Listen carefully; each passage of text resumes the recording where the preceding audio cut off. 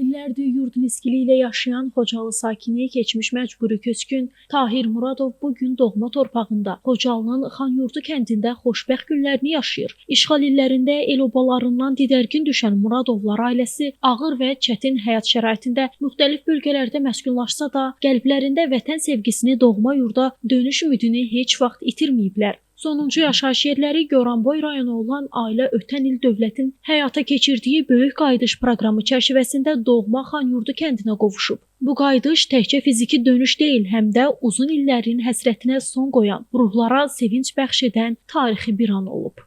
Ağır günlərimiz çox olubdu. 5 rayona, yəni Ağcabədi, Bərdə, Goranboy, Hacıkənd, Oğuz rayonlarda müxtəlif yerlərdə məskunlaşmışıq. Amma bu ağırlıqlara baxmayaraq bizim ən çox ağrımız vətən ağrısı idi. Çox şükür ki, bugünkü günü Ali Baş Komandanımızın sayəsində Allah şəhidlərimizə rəhmət eləsin, qazilərimizə can sağlığı versin.